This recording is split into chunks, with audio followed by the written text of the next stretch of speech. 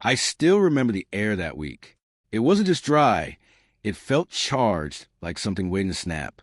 Every step on the grass sounded like glass cracking underfoot, and the wind didn't just blow. It scraped against your skin like it wanted to peel it away. The county had already issued a level 5 fire ban. No flames, no grills, not even a covered fire pit. I'd lived through seasons like that before, back when I served as a firefighter. And every time the air felt like that, something always ended up burning. My orchard sat on the eastern edge of the neighborhood, land that had belonged to my family since the 1940s.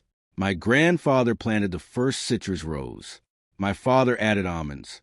I grew up climbing those trees, falling out more than I'd admit, and later teaching my daughter how to spot ripeness by color instead of touch. Those trees weren't just crops. They were history, memory, legacy. So when I saw HOA workers dragging burned barrels and propane tanks near the boundary, a cold weight settled deep in my stomach. I walked over calmly, not rushed, not angry, just steady, the way you move when you spent years putting fires out instead of starting them. They didn't recognize me.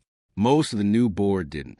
Ever since last year's election, it had become a revolving door of ambitious newcomers, agents, adjusters, and one guy obsessed with solar panels and property aesthetics. "Hey," I called out, stopping just beyond the gravel. "You're aware there's a full fire ban, right?" The woman in charge turned slowly, clipboard in hand, red blouse with the HOA logo stitched neatly into the pocket. Her smile didn't reach her eyes. "We have a maintenance exemption," she said. "No, you don't," I replied, calm but firm. "Not for open burning. I checked with the county this morning. No exception for landscaping right now." She hesitated.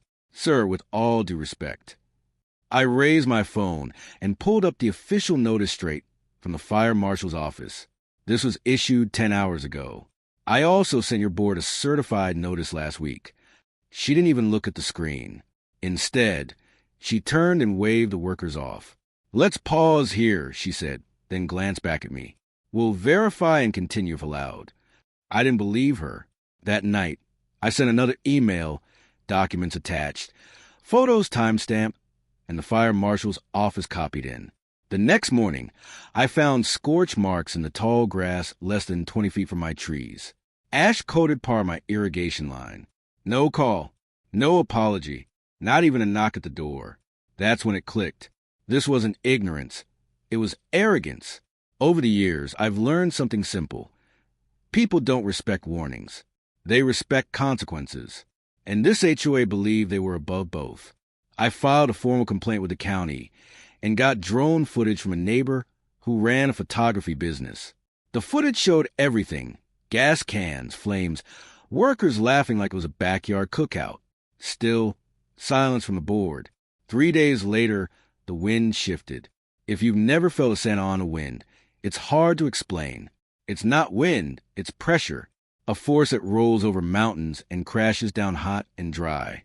That morning, it came from the south, carrying a smell I'll never forget: burned plastic, eucalyptus, and citrus bark.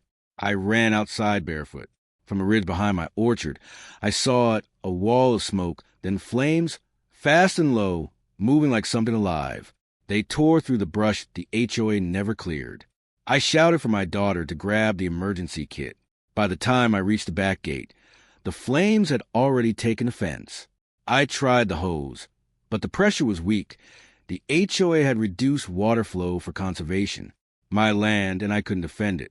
I dropped to my knees as the first trees caught fire. 20 years of care, gone in minutes. When the first trunk split and collapsed, I screamed. Not just anger, something deeper. Betrayal. Because it never had to happen. They'd been warned. I warned them. But they didn't listen. They never do until it's too late. The next day, I walked the ash like it was a crime scene. The soil crunched beneath my boots, gray and brittle. Trees near the fence were reduced to black skeletons. My irrigation nozzle lay melted and twisted. The air still smelled of fuel and ruin. Then came the worst part. The HOA sent me a violation notice. They claim I failed to maintain proper fire barriers and allow combustible growth, contributing to the spread of a controlled HOA burn. I stared at the paper, not shocked, just cold with fury. They caused a fire. ignored warnings, broke the law, and now they were blaming me. I called, no answer. Emailed, nothing. So I went straight to their office. A prefab building dressed up with fake stone. Inside, a receptionist looked startled. Can I help you? I need to speak with whoever signed this, I said, placing the notice down. That would be Kevin Riles. He's in a meeting.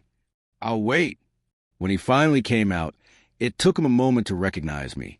Mr. Baxter, you sent me a violation notice. I cut in after your burn destroyed my orchard. He stiffened. It was a permitted operation. No, it wasn't. I have proof. Photos, drone footage the county banned. You still have responsibility for your property line, he said.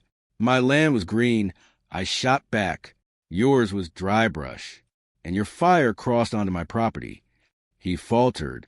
We're still gathering information. I laughed, sharp and bitter. No, you're covering yourself.